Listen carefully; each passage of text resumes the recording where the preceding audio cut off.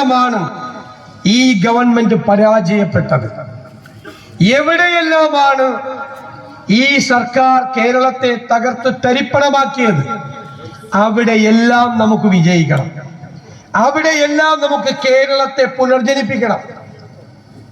ഞാൻ നിങ്ങളോട് പറയുന്നു, കഴിഞ്ഞ 2 വർഷക്കാലമായി കഠിനാധ്വാനം ചെയ്ത് ഗവേഷണ തുല്യമായ പ്രവർത്തനങ്ങൾ നടത്തി ലോകത്തെല്ലായിടത്തുമുള്ള വിദഗ്ധരായ ആളുകളുടെ സേവനം തേടി സമഗ്രമായ പദ്ധതികളായിട്ടാണ്, ബദലുമായിട്ടാണ് UDF ഈ യാത്ര നടത്തുന്നത്.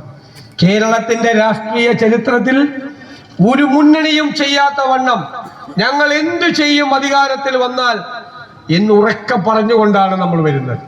കൃത്യമായ പദ്ധതികൾ, മാനിഫെസ്റ്റോയ്ക്കും അപ്പുറത്തുള്ള പദ്ധതികൾ.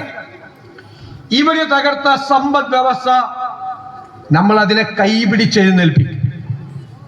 മികച്ച ധനകാര്യ മാനേജ്മെന്റിലൂടെ, തന്ത്രപൂർവമായ നികുതി പരിഷ്കരണങ്ങളിലൂടെ, ഖജനാവിന്റെ ചോർച്ച അടച്ചുകൊണ്ട്, കേരളത്തിന്റെ സമ്പദ് വ്യവസ്ഥയെ ഉത്തേജിപ്പിച്ചുകൊണ്ട് നമ്മൾ ഈ സമ്പദ് വ്യവസ്ഥയെ മെച്ചപ്പെട്ടതാക്കുമെന്ന് മാത്രമല്ല, നമ്മൾ